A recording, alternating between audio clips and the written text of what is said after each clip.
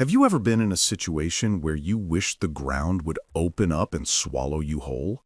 Picture this, a packed graduation auditorium, hundreds of proud families celebrating their children's achievements, but in the middle of all that joy, one mother, a powerful CEO worth millions, sits helpless as her autistic son's cries pierce through the ceremony. Every eye turns toward them, every whisper cuts like a knife. She's faced hostile boardrooms, billion-dollar deals, impossible deadlines, but nothing prepared her for this moment of public judgment. Just when she thought the worst had happened, a single father stood up, his suit clean and pressed, yet strikingly casual against the elegance around him, and began walking toward her. What he does next doesn't just quiet the room, it changes two families forever. This is the story of how one act of unexpected kindness bridged two completely different worlds and proved that sometimes the most unthinkable thing isn't what you do, but what grows from a single moment of compassion. Before we continue, please tell us, where in the world are you tuning in from? The screaming began during the principal's opening remarks. Jason Hilton pressed his hands against his ears, but the sound of 300 people applauding felt like thunder inside his head. His mother, Haley, leaned closer, her voice barely audible over his cries. "It's okay, sweetheart. Just breathe with me. In and out. In and out." But Jason couldn't hear her anymore. The lights were too bright, the voices too loud. Everything was too much. "Stop! Stop! Stop!" Jason rocked back and forth in his seat, his voice rising above the ceremonial music. Heads turned, first one, then another, until half the auditorium was staring at their row. Haley felt every gaze like a physical weight pressing down on her shoulders. "Ma'am, maybe you should take him outside," whispered the woman behind them, her tone sharp with annoyance. Haley's chest tightened. She'd heard those words before, at restaurants, at school events, at nearly every place she tried to include Jason in the experiences other children enjoyed. "He's fine," she said firmly, though her voice shook. "He just needs a moment." Jason's cries grew louder. His small fists beat against his thighs as he struggled with sensations only he could feel. The expensive suit Haley had bought for this special day was already wrinkled from his movements. "Some people have no consideration," muttered another parent, loud enough for Haley to hear. That's when she saw him, a man in a simple suit, too casual for the occasion, standing up 3 rows away. He wasn't tall or imposing, his hands looked rough, as if he worked with them every day, and he was walking directly toward them. Haley braced herself for another complaint, another suggestion that they leave. She pulled Jason closer, ready to defend her son against whatever judgment the stranger was about to deliver. But the man didn't speak to her. He crouched down until he was at eye level with Jason, his movements slow and deliberate. "Hey there, buddy. That's a lot of noise, isn't it?" Jason's screaming didn't stop, but his eyes shifted. Something in the man's tone was different. Calm, patient, understanding. "I know it feels like everything's too loud right now. Sometimes the world gets overwhelming. I get that." Haley stared, speechless. In 12 years of public meltdowns, no stranger had ever approached Jason like this.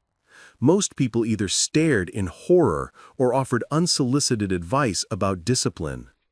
The man reached into his pocket and pulled out something small, a wooden keychain carved into the shape of a fish.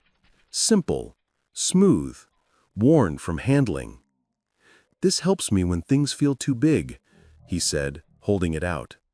"Want to try holding it?" Jason's hands were shaking, but he reached out. The moment his fingers closed around the carved wood, something shifted. His breathing slowed. The screaming became softer crying, then quiet whimpers. The auditorium fell silent, not the uncomfortable silence of judgment, but something else entirely. Wonder. The man stayed crouched there, his presence anchoring Jason in the storm of his overwhelm. He didn't try to fix anything or hurry the process. He just waited, patient as stone. "That's it," he murmured. "Just hold on to that. Feel how smooth it is." Jason turned the keychain over in his palm, his thumb tracing the carved lines. For the first time since the ceremony began, he looked calm. Haley felt tears she couldn't control sliding down her cheeks. She had tried everything: noise-canceling headphones, fidget toys, preparation strategies. Nothing had worked like this. "Thank you," she whispered, her voice breaking. The man looked up at her then, and she saw something in his eyes she'd rarely encountered. Genuine understanding, not pity. "No need to thank me," he said quietly. "We all need a little help sometimes." He stood slowly, gave Jason one more gentle nod, and walked back to his seat. The ceremony continued, but Jason stayed calm, clutching the wooden fish like a lifeline. Across the aisle, a 12-year-old boy watched his father with quiet pride. Nathan had seen his dad do kind things before, but this felt different, bigger somehow. When the last graduate received their certificate and families began to disperse, Haley knew she couldn't let this moment pass.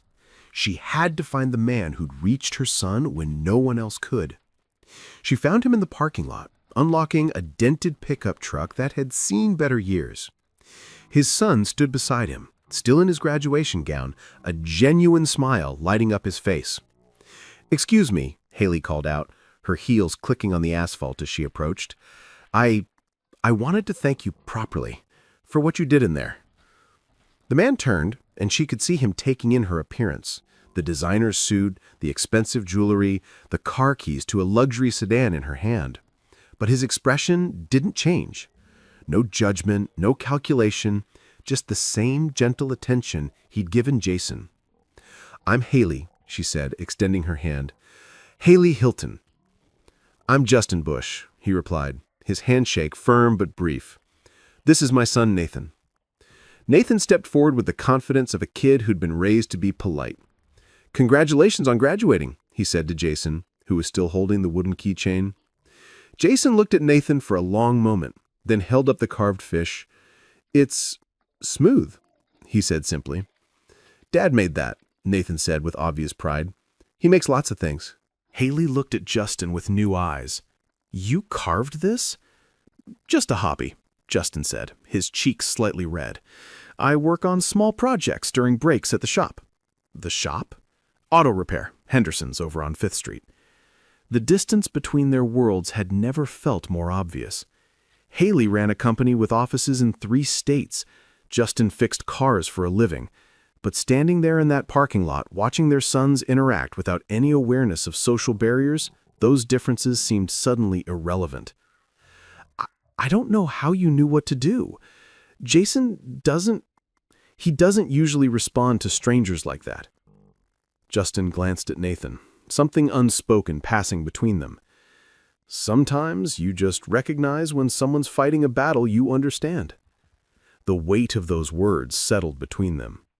Haley wanted to ask what he meant, but Jason tugged at her sleeve. "Can we go home now, Mom? I'm tired." "Of course, sweetheart." She looked back at Justin. Would it be okay if I called you sometime? Jason's been struggling, and you clearly have insights that could help." Justin hesitated, and Haley could see him weighing something in his mind. Finally, he nodded. "Sure, Nathan's got my number programmed in his phone, don't you, buddy?" Nathan rattled off the digits while Haley saved them in her contacts. As they prepared to leave, Jason suddenly stepped toward Justin. Thank you for the fish," he said clearly, making direct eye contact for just a moment.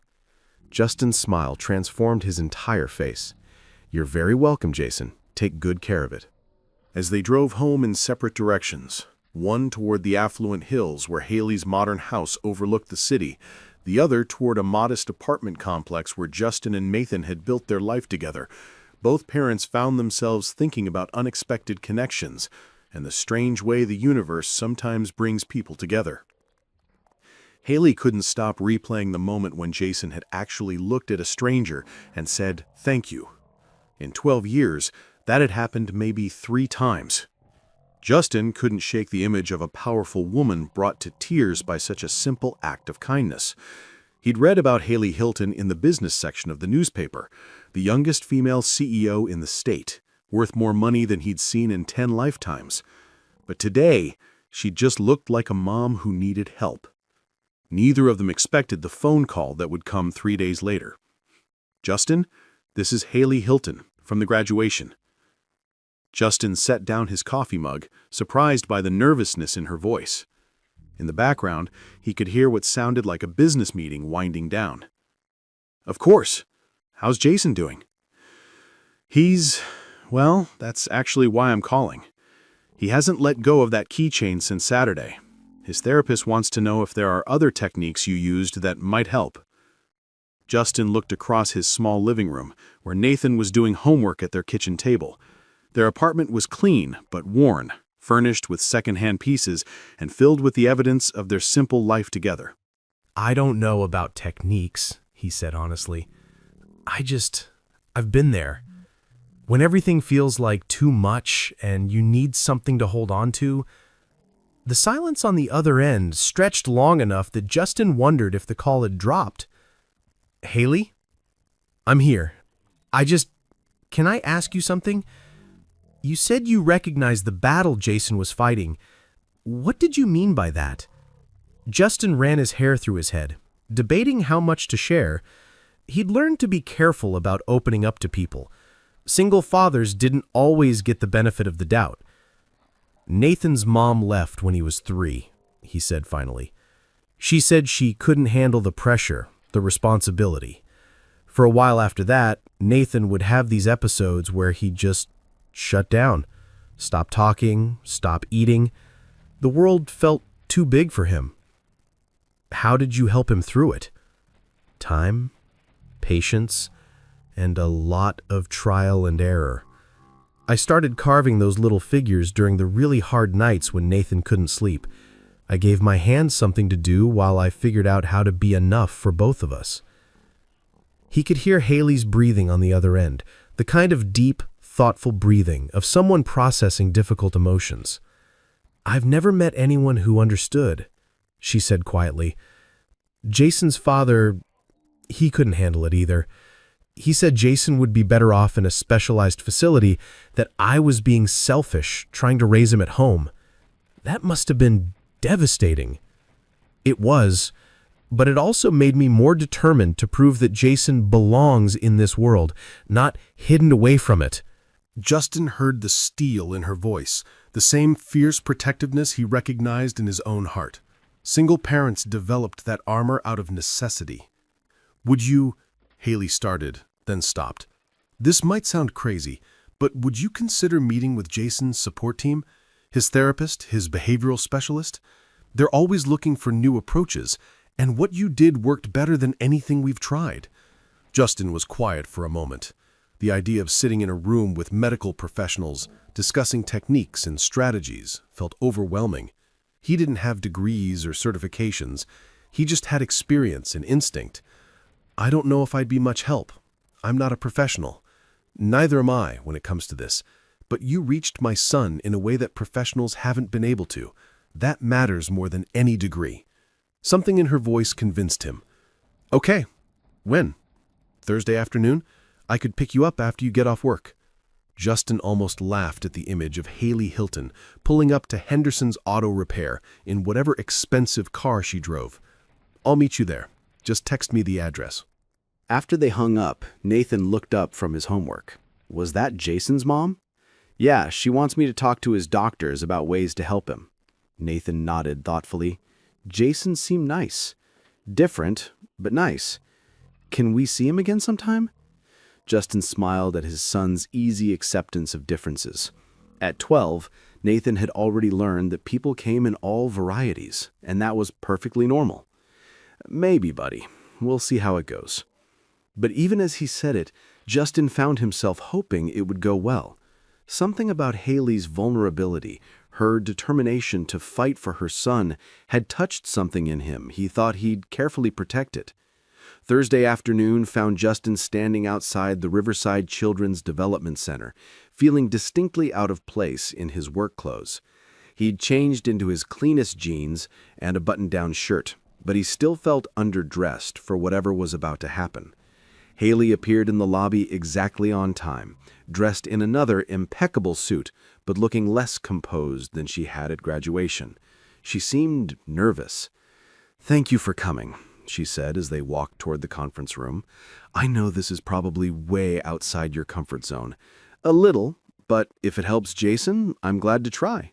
The conference room held 4 people: Dr. Sarah Chen, Jason's developmental pediatrician; Rebecca Martinez, his behavioral therapist; Tom Bradley, his occupational therapist; and David Kim, the school district's autism specialist. They all had folders, notebooks, and the focused attention of professionals who dealt with complex cases every day.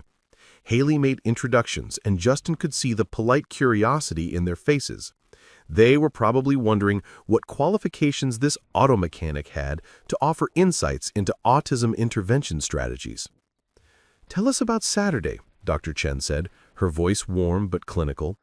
"Haley described a significant breakthrough, but we'd like to hear your perspective on what happened." Justin took a breath, reminding himself that he was here for Jason, not to impress anyone. He was overwhelmed. All the sensory input, lights, sounds, crowds, it was too much for his system to process. "And your response was to approach him directly," Rebecca noted. "That's actually contrary to most de-escalation protocols, which recommend removing the child from the triggering environment." "I wasn't thinking about protocols," Justin said honestly. "I was thinking about a kid who was hurting and a mom who looked like she was drowning." Tom leaned forward. "You offered him a tactile object. Tell us about that choice." Justin pulled the matching keychain from his pocket. He'd carved 2, keeping one for himself. "It's smooth, substantial enough to focus on, but not complicated. When Nathan was younger and having rough nights, I'd carve these little figures.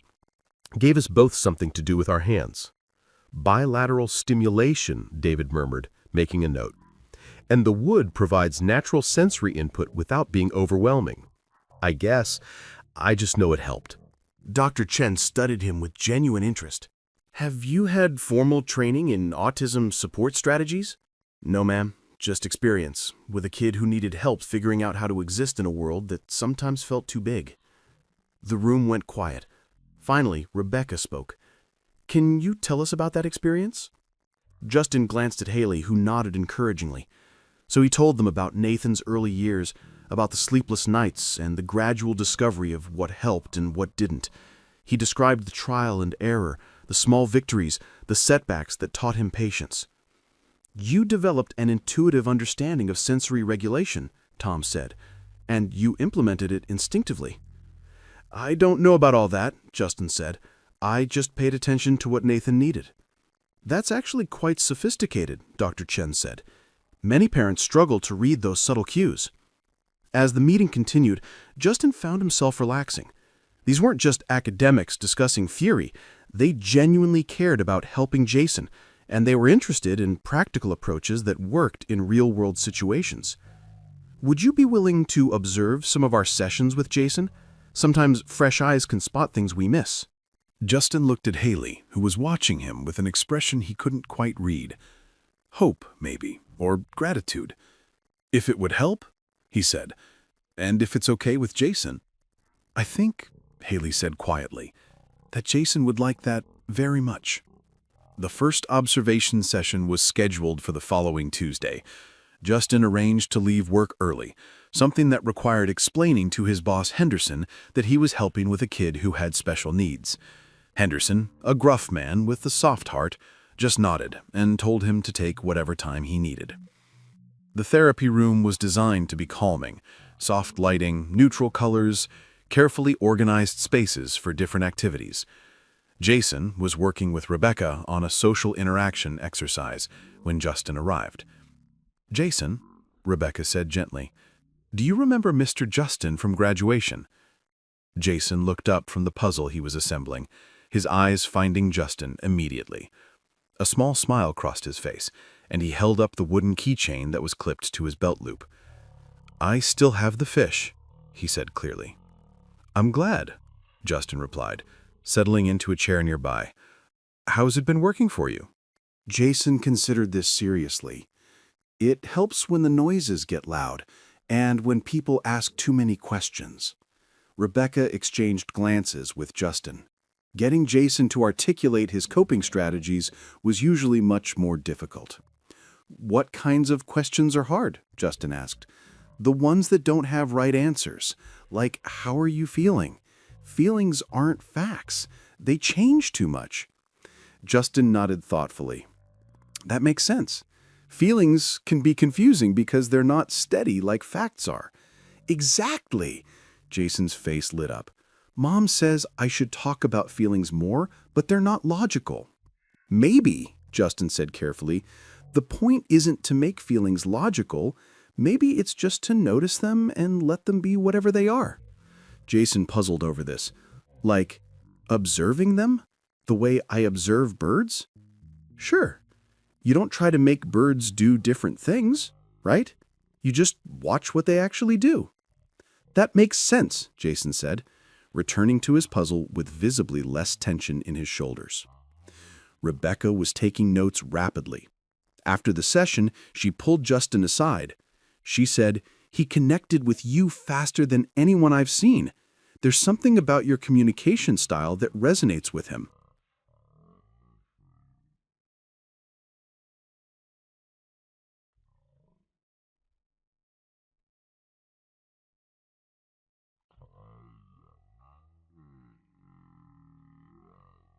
"I think it's because I don't expect him to be different than he is," Justin said. "Nathan taught me that kids usually know what they need. Adults just have to listen." Over the following weeks, Justin became a regular part of Jason's support team. Not in any official capacity, but as someone who could offer a different perspective when traditional approaches hit walls. He watched Jason navigate social skills exercises, academic challenges, and sensory regulation activities. And slowly, he began to understand the complexity of what Haley dealt with every single day. It wasn't just the therapy appointments and the special accommodations. It was the constant advocacy, the explaining, the defending of Jason's right to exist in spaces that weren't designed for him.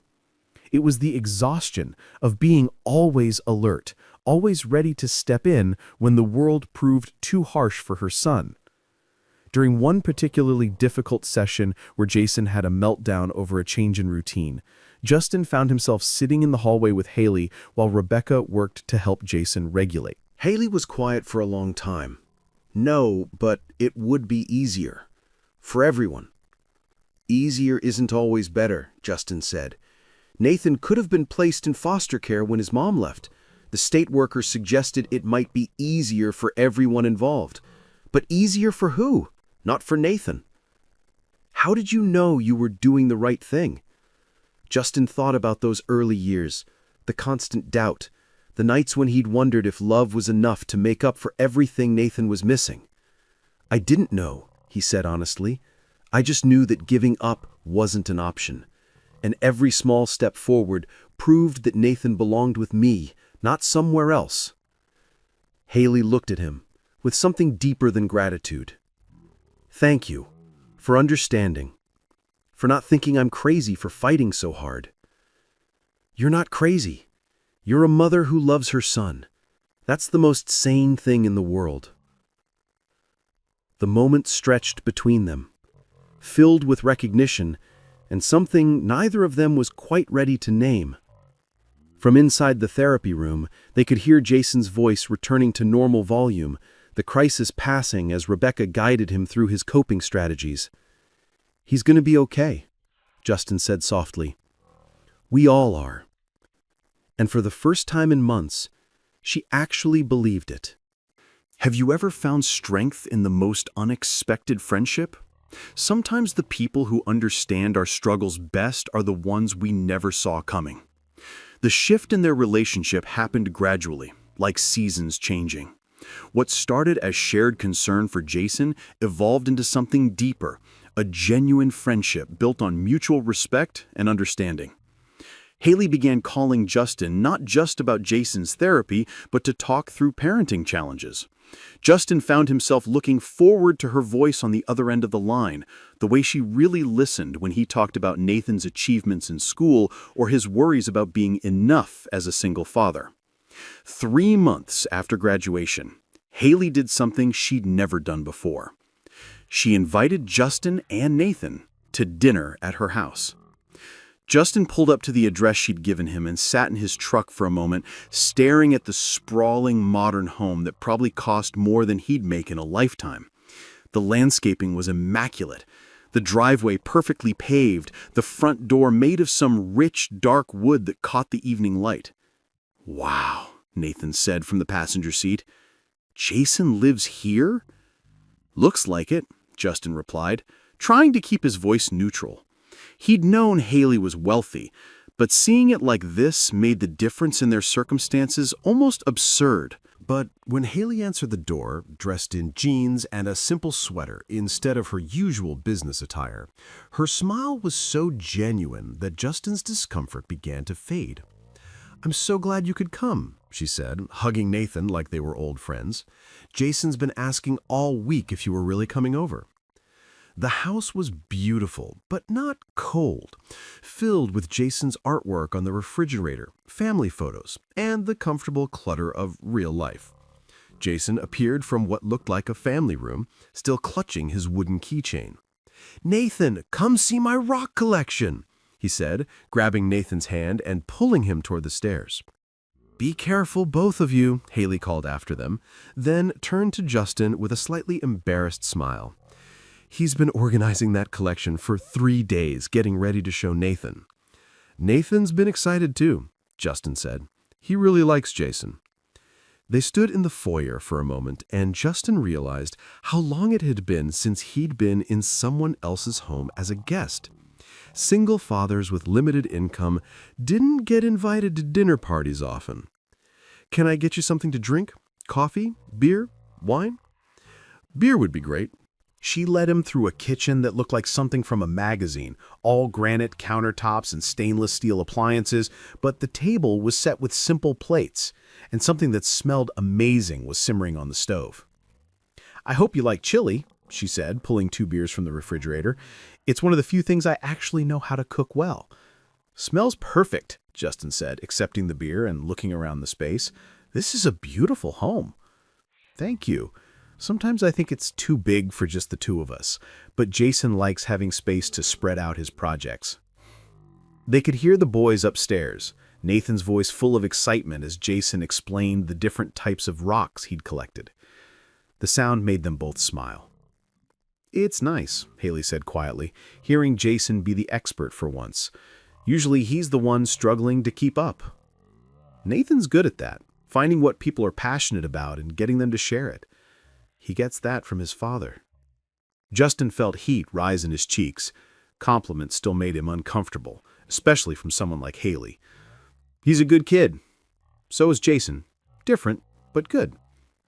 As they prepared dinner together, Haley ladling chili while Justin buttered bread, the conversation flowed easily. They talked about their kids, their work, their challenges. But underneath the everyday topics, Justin sensed something else building between them. A recognition, maybe, or possibility. When they called the boys down for dinner, Jason chattered excitedly about showing Nathan his room, his books, his computer programs. Nathan listened with genuine interest, asking questions that made Jason light up with pride. "Mom," Jason said suddenly, "Nathan says his dad builds things, real things, not just toys." "I don't build much," Justin said quickly. "Just carve some small pieces in my spare time." "But you built a wheelchair ramp," Nathan added proudly. "And you built the new shelving in our apartment." "You built a wheelchair ramp?" Haley asked, her voice curious. "Our neighbor's husband died last year, and she was having trouble getting in and out of her place. It wasn't a big deal." That's really kind." Justin shifted uncomfortably. He didn't do those things to be kind. He did them because they needed doing. But the way Haley was looking at him made him feel seen in a way that was both warming and terrifying. After dinner, while the boys played video games in the family room, Justin insisted on helping with dishes. As they worked side by side at the kitchen sink, Haley spoke quietly. Jason hasn't had a friend over in almost 2 years. Other kids either don't understand him or they treat him like he's fragile. But Nathan just accepts him. Kids are usually better at that than adults. Nathan learned it from somewhere. Their hands brushed as she handed him a plate to dry, and Justin felt something electric pass between them. When he looked up, Haley was watching him with an expression he couldn't quite read. As they pulled into their apartment complex, Justin found himself thinking about the evening, the easy conversation, the comfortable silences, the moment at the sink when everything had shifted. And despite all the logical reasons why pursuing anything with Haley Hilton was a terrible idea, he couldn't stop hoping his phone would ring. It did ring, 3 days later. "Justin, it's Haley. I hope I'm not bothering you." "Not at all. Is everything okay?" "Actually, yes, better than okay. Jason had his best day at school this week, and his teacher said he talked about Nathan and your visit for 20 minutes during sharing time." Justin smiled, settling into his armchair after a long day at the shop. "Nathan's been asking when we can see Jason again, too." "That's actually why I'm calling. There's a science museum exhibit Jason's been wanting to see, but I've been putting it off because crowds are usually difficult for him. But with Nathan there as a buffer..." "You want company?" "I want help," she said honestly. "And I want Jason to have a normal kid experience with a friend." "When?" "Saturday afternoon. I could pick you both up." Justin almost said yes immediately, then stopped himself. "Haley, can I ask you something?" "Of course." "Are we doing this for the kids or for us?" The silence stretched long enough that Justin wondered if he'd overstepped. Finally, Haley's voice came back, quieter than before. "Does it matter?" "It might. To what happens next." "What do you want to happen next?" The question hung between them, loaded with possibility and danger in equal measure. Justin thought about all the reasons this was complicated, their different circumstances, their children's needs, the public scrutiny that would inevitably come with dating someone like Haley Hilton. Then he thought about the way she looked at him in her kitchen, like he was someone worth seeing. "I want to find out," he said quietly. "So do I." Sometimes the most important conversations happen in the spaces between words. And sometimes admitting you want something is the first step toward discovering it might actually be possible. The Science Museum was crowded, exactly as Haley had feared. Families moved in clusters through the exhibits, voices echoing off the high ceilings, interactive displays beeping and whirring with constant activity. Jason stood at the entrance, his body tensing as he took in the sensory overload.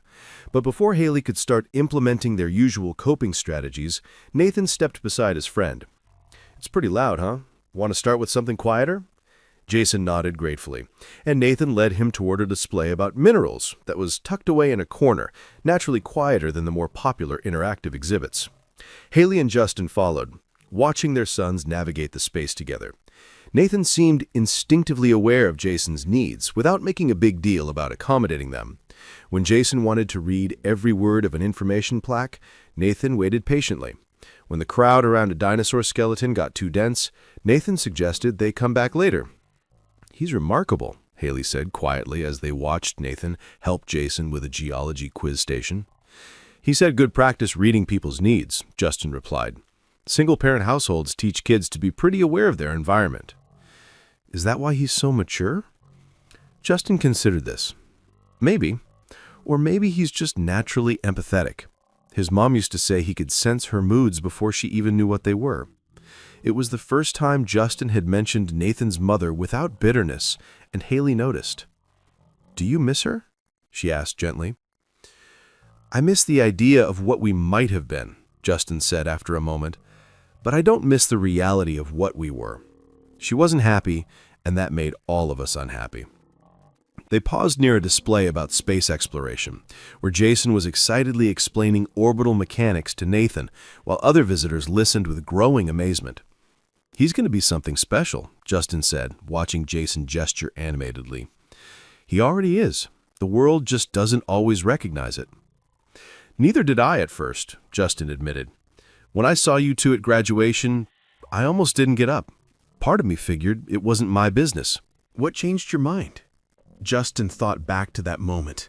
The sound of Jason's distress, the judgment in people's faces, the helplessness in Haley's posture. I remembered what it felt like to be alone with a struggling kid and have everyone watching like you were doing something wrong. Were you? Alone? I mean? Completely. Nathan's mom left when things got hard, and both our families thought I should put him in care. They said a single man couldn't raise a child properly, especially one with issues. Haley turned to face him fully. Nathan has issues? Had. Selective mutism, severe anxiety, some sensory processing stuff. Nothing as complex as what Jason deals with, but enough that people had opinions about what I should do. What did you do? Ignored them. Figured if I was going to fail at being Nathan's father, at least I'd fail while trying instead of failing by giving up. The fierce protectiveness in his voice was familiar to Haley. She heard it in her own voice whenever she advocated for Jason, but hearing it from someone who'd walked a similar path made her feel less alone than she had in years. "Dad, Mom!"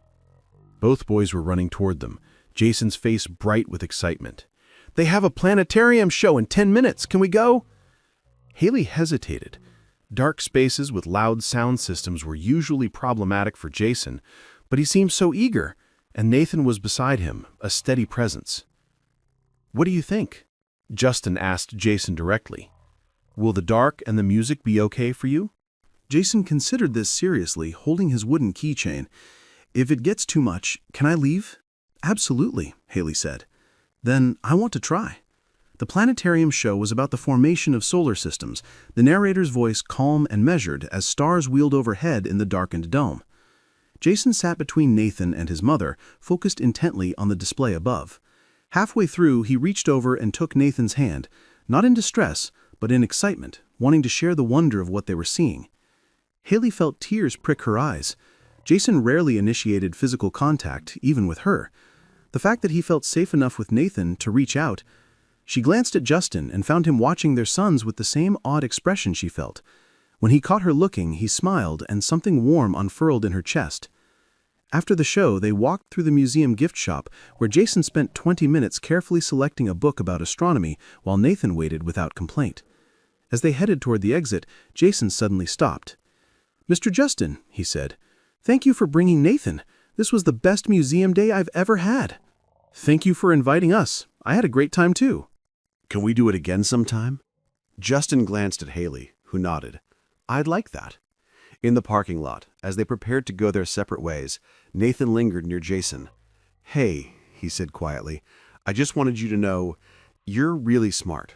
Like, smarter than anyone in my class. I hope the kids at your school know that." Jason beamed. "Some of them do. The ones who matter." As they drove away, Justin found himself thinking about second chances and unexpected connections. In his rearview mirror, he could see Haley's car following the same route for a few miles before they turned toward their different neighborhoods. "Dad," Nathan said, "are you going to ask Jason's mom out on a real date?" Justin nearly swerved. "What makes you think I want to do that?" "The way you look at her. Like you look at the sunsets, you think I don't notice you watching." Sometimes his son was too perceptive for his own good. "It's complicated, buddy. Because she's rich? Because we're different in a lot of ways. But you like the same things that matter, like taking care of your kids and being kind to people." Justin pulled into their apartment complex, considering Nathan's words. Maybe his 12-year-old son understood something about compatibility that adults overcomplicated. His phone buzzed with a text from Haley. "Thank you for today. Jason hasn't stopped talking about the planetarium. Neither have I." He stared at the message for a long moment before typing back, "Would you like to continue the conversation over dinner? Somewhere without kids and astronomy exhibits?" The reply came quickly. "I'd like that very much." Their first official date was at a small Italian restaurant downtown, the kind of place with checkered tablecloths and family photos on the walls. Haley had suggested somewhere more upscale, but Justin had politely declined. He wanted to be somewhere he could afford to pay for dinner, even if she protested. She arrived looking beautiful, but nervous, dressed more casually than usual, in a simple blue dress that brought out her eyes. When she slid into the booth across from him, Justin felt the same electric awareness he'd experienced in her kitchen. "I haven't been on a date in 3 years," she admitted, fidgeting with her napkin. "I haven't been on one in 5, so we're both out of practice." The confession relaxed them both, and conversation began to flow. They talked about their children, their work, their dreams that had been put on hold for practical concerns. But they also talked about books, movies, the way morning light looked different in different seasons. "Can I ask you something personal?" Haley said as they shared dessert. "Sure. What do you want, Justin? I mean, beyond taking care of Nathan and getting through each day, what do you want for yourself?" It was a question no one had asked him in years. Since becoming a single father, his wants had narrowed to Nathan's needs and basic survival. "I want to build things," he said slowly. "Real things. Maybe furniture, houses. I want to create something that lasts." "What's stopping you?" "Time, money, training." He shrugged. "Life." But if those obstacles weren't there, Justin considered this.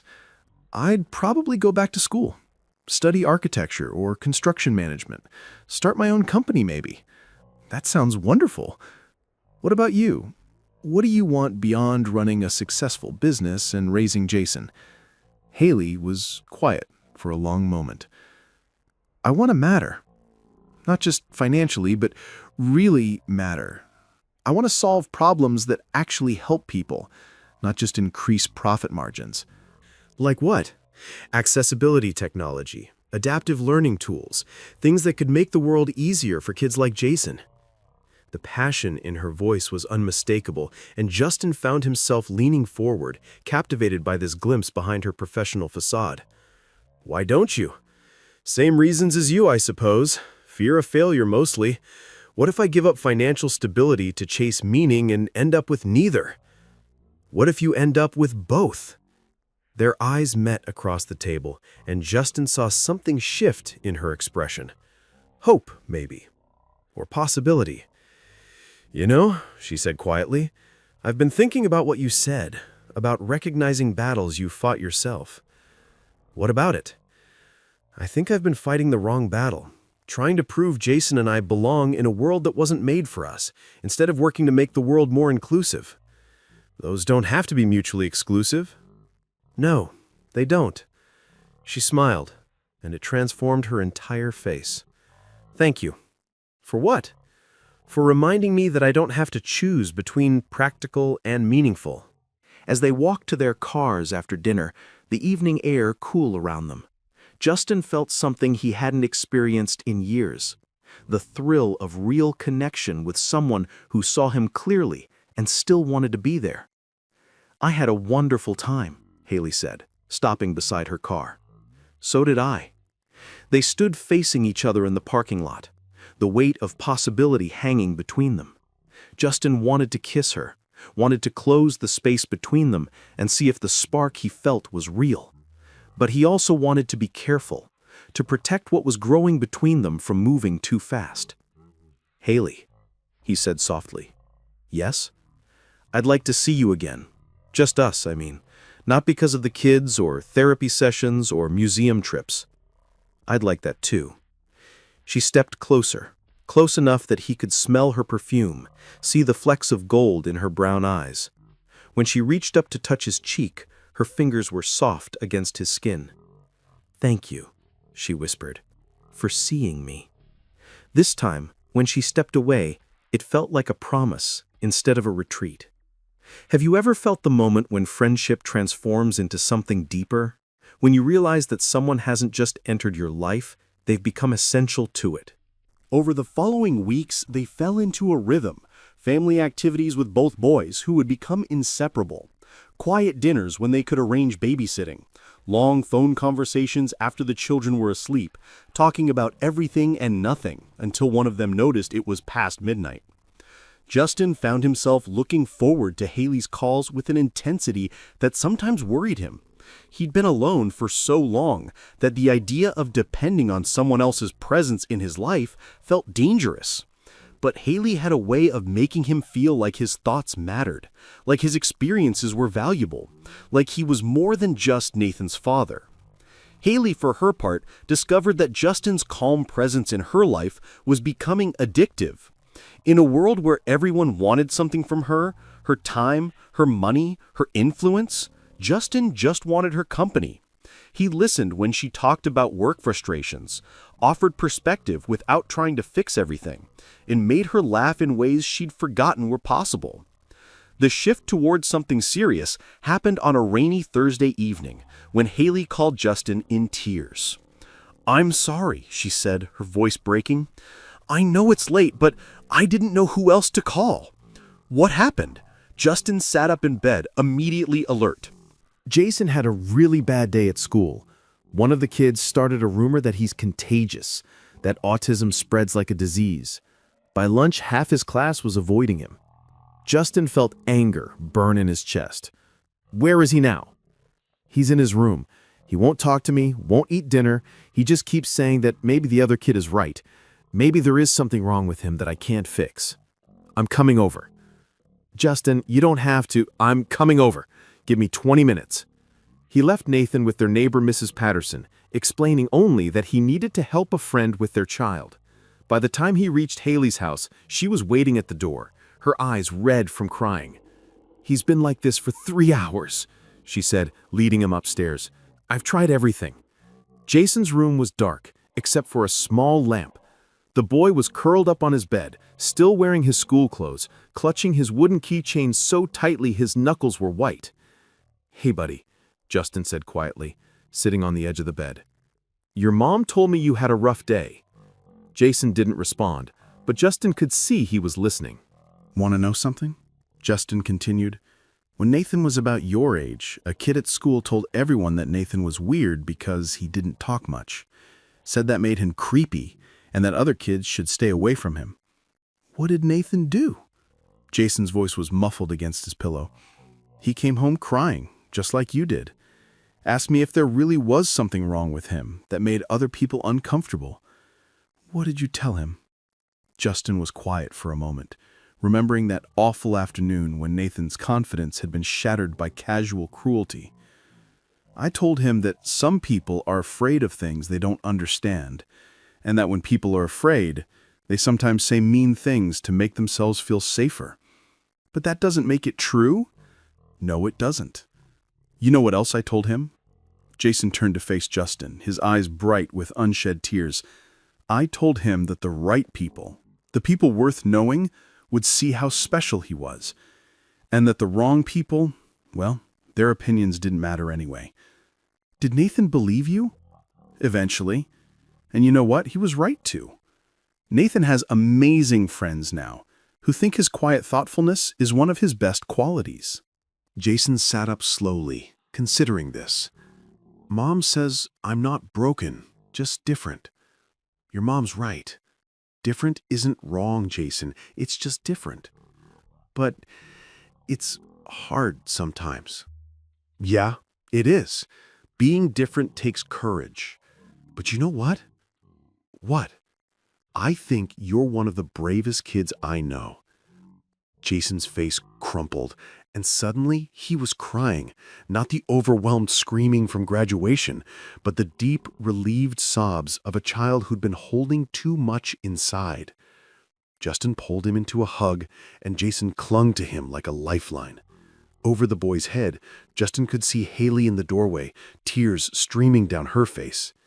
When Jason finally calmed down, he was exhausted but peaceful. Justin stayed until he fell asleep, then followed Haley downstairs to the kitchen. "How did you know exactly what to say?" she asked, her voice wondering. "Because I've been there. Different circumstances, same pain. He's never let anyone but me comfort him like that. Maybe he needed to hear it from someone who understood what it felt like to be different." Haley moved closer, until she was standing directly in front of him.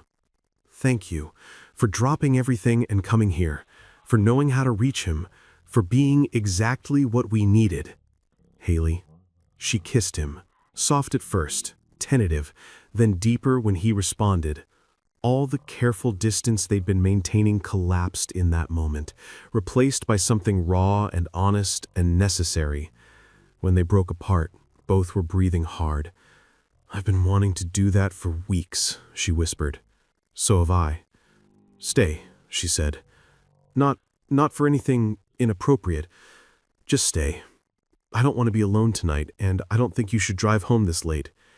Justin thought about all the reasons staying was complicated, then thought about how it felt to hold her, to be needed by both her and Jason in such a fundamental way. "Okay," he said quietly. "I'll take the couch." "Thank you." But when he woke up the next morning, she was curled up beside him on the large sectional sofa, her head on his shoulder, her hand resting over his heart. And for the first time in years, Justin felt like he was exactly where he belonged. Jason found them like that when he came downstairs for breakfast. But instead of being confused or upset, he just smiled. "Mr. Justin, are you going to be here for pancakes?" "If that's okay with you," Justin replied, careful not to disturb Haley, who was still sleeping. "It's very okay. Mom makes really good pancakes, but she's better at making them when she's happy." "Is she happy?" Jason considered this with his usual seriousness. "Yes." She smiles more now. "Since we met you and Nathan." "Good. I'm glad." As if summoned by their voices, Haley stirred, blinking awake slowly. When she realized where she was, color flooded her cheeks. "I'm sorry," she started, but Justin stopped her with a gentle touch. "Don't be. I slept better than I have in months." She smiled, and Jason was right. She did look happier than Justin had ever seen her. "Pancakes?" she suggested. "Pancakes," Justin agreed. As they moved around the kitchen together, Haley mixing batter while Justin set the table and Jason organized his school supplies, it felt natural in a way that surprised them all, like a family that had been practicing this routine for years instead of hours. "Mr. Justin," said Jason as they sat down to eat, "will you tell Nathan that I figured out how to handle mean kids?" "What did you figure out?" "That they're just scared of things being different than they expect. And that's their problem, not mine." "That's very wise, Jason." "Nathan's dad taught me that," Jason said proudly, then paused. "Are you Nathan's dad and also kind of my dad now?" The question hung in the air, loaded with meaning and hope, and the terrifying possibility of forever. Justin glanced at Haley, who was watching him with careful attention. "Would you like me to be kind of your dad too?" "Yes, please." "Then I guess we'll have to figure out how to make that work." Jason beamed and returned to his pancakes as if he'd just solved the most important problem in the world, which Justin realized maybe he had. The conversation about what they were becoming happened that evening, after Jason was in bed and they were sitting in Haley's living room, the space between them on the couch both intimate and charged with possibility. "Are we really doing this? Building something together?" "Do you want to?" "Yes, but it's complicated." "Everything worthwhile is complicated." Haley curled up against his side, her head finding the hollow of his shoulder like it belonged there. People are going to have opinions about us, about the kids, about how fast this is moving. Let them have opinions. They're not living our lives. The press might get interested when people find out I'm dating a broke auto mechanic, a good man who makes me happy. Justin's arms tightened around her. "Are you sure about this, Haley? Really sure? Because once we cross this line, there's no going back to just being friends. I've never been more sure of anything. What about Jason? What if this doesn't work out and he gets hurt? What if it does work out and we miss it because we're too scared to try?" Justin considered this, thinking about all the ways his life had changed since that graduation ceremony. How Jason's trust had opened something in his heart he'd thought was permanently closed. How Haley's presence had made him remember who he was beyond just Nathan's father. "Okay," he said finally. "Let's do this. But we take it slow, make sure the kids are okay with each step. Agreed. And if it gets too complicated, if the attention becomes too much, we'll figure it out together." The promise settled between them, and suddenly the future that had seemed impossible just months ago began to feel not just possible, but inevitable. They talked until late into the night, making plans and sharing fears, building the foundation of something that could sustain both their children and their growing love. And when Justin finally went home, it was with the understanding that everything had changed, and somehow that felt exactly right. When do you know that someone has become essential to your story? Sometimes it's not a single moment, but the accumulation of all the small moments that matter. 6 months later, they were a family in everything but paperwork. Nathan and Jason had become brothers in the way that children do when they choose each other, completely, loyally, with the kind of bond that makes adults slightly jealous of how easily kids navigate love. Justin had moved into Haley's house not because his apartment wasn't adequate, but because coming home to each other had become the best part of everyone's day. He had insisted on paying rent despite Haley's protests because he needed to contribute something tangible to their shared life. The media attention had been intense but brief. A few articles about the CEO dating the mechanic, some speculation about gold diggers and publicity stunts. But when it became clear that neither Justin nor Haley were interested in playing up the angle for attention, the press moved on to more dramatic stories. The real test had come from their families. Haley's parents, sophisticated East Coast money, who had never quite approved of her decision to raise Jason herself, were horrified by her choice to date down. They made their disapproval clear during a tense dinner where they questioned Justin's motivations and suggested Haley was having some kind of breakdown. Justin's father, a blue-collar man who'd worked construction his whole life, was equally confused by his son's relationship with someone way out of his league. He worried Justin was setting himself up for heartbreak and Nathan for disappointment. But the children had been their salvation. When Haley's parents saw how Jason bloomed around Justin, how confident and happy he'd become, their objections began to crumble. When Justin's father watched Nathan and Jason together, saw the genuine brotherhood between them, he started to understand that some families are chosen rather than born. The breakthrough came when Jason had a severe meltdown at a family gathering at Haley's parents' house. Nothing seemed to help until Justin knelt down and offered the same calm presence he'd given at graduation. Within minutes, Jason was regulated and peaceful. Haley's mother had watched with tears in her eyes. "I've never seen anyone reach him like that," she'd whispered to her daughter later. Maybe I misjudged." It wasn't immediate acceptance, but it was the beginning of understanding. Justin's father came around when he saw how happy Nathan was, how naturally he'd taken to having Jason as a brother. "Kid's got good instincts," he'd told Justin. "Always has. If he likes them, they must be all right." On a warm spring evening, exactly 2 years after graduation, they were all in the backyard of what was now unquestionably their home. Nathan and Jason were working on a science project together while Justin grilled dinner and Haley worked in the garden she'd started. "Dad," Nathan called out, "can you help us with this bridge design?" "Which dad?" Jason asked, genuinely confused. Both men looked up, Justin from the grill where he was monitoring hamburgers, and Haley from where she was pulling weeds from between the tomato plants. "Either one," Nathan said with a grin. "You're both good at building things." It was true. In the months since they'd become a family, Justin had started taking online classes in construction management. Haley had used her business connections to help him find internship opportunities that worked around his schedule. His dream of building things was becoming reality, slowly but steadily. Haley, meanwhile, had restructured her company to focus on accessibility technology. The transition had been challenging, but the work was meaningful in ways that made the financial risk worthwhile. Her first product, adaptive learning software designed specifically for children with autism, was set to launch in the fall. "Mr. Justin," Jason said, looking up from his project, "will you teach me how to carve wood like you do?" "Would you like to learn?" "Yes, please. I want to make something for Mom." "What kind of something?"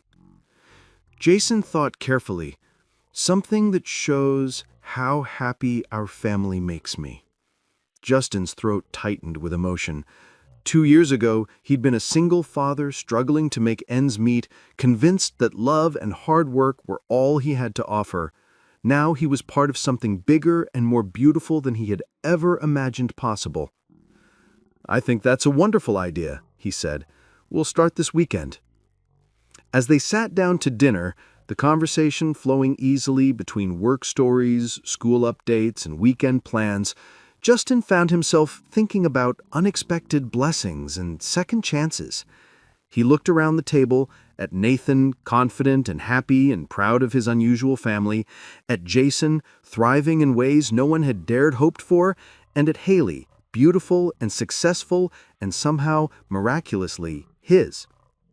"What are you thinking about?" Haley asked, noticing his expression. "Just this. All of this." "Good thoughts?" "The best thoughts." After dinner, when the boys were upstairs getting ready for bed, Justin and Haley sat on the back porch watching the sunset paint the sky in shades of gold and pink. "Do you ever think about that day at graduation?" Haley asked, her head resting on his shoulder. "Every day." "What do you think would have happened if you hadn't stood up?" Justin considered this. "I think we would have found each other eventually. Maybe it would have taken longer, maybe it would have happened differently. But I think some connections are inevitable." "Why?" "Because some people are meant to find each other, meant to help each other become who they're supposed to be." "And who are you supposed to be?" "A father to two amazing kids, a partner to someone I love more than I knew was possible, a man who builds things that last." "That sounds perfect. What about you? Who are you supposed to be?" "A mother who never stops fighting for her son, a woman who uses her success to make the world more inclusive, someone who finds love in the most unexpected place and isn't afraid to choose it." "That sounds perfect too." They sat in comfortable silence as darkness settled around them, listening to the boys' voices drifting down from upstairs, content in the knowledge that they'd created something rare and precious. "Justin," Haley said softly. "Yeah?" "Thank you for standing up that day, for seeing us, for staying. Thank you for letting me." Inside the house, they could hear Jason reading aloud to Nathan, his voice clear and confident as he shared one of his favorite astronomy books. It was a sound that never failed to make both parents smile, proof that love could triumph over difference, that families could be chosen as well as born, that sometimes the most unthinkable thing was simply believing in the possibility of happiness. Love doesn't always arrive the way we expect it to.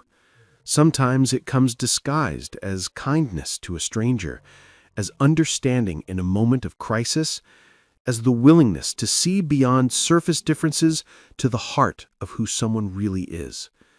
Friends, if this story touched your heart the way it touched mine, if it reminded you that sometimes the most profound transformations begin with the simple decision to stand up and help when someone needs it most, please don't just watch and walk away. Hit that subscribe button and join our Soul Lift Stories family. Share this story with someone who needs to remember that the most beautiful families are often the ones we choose for ourselves.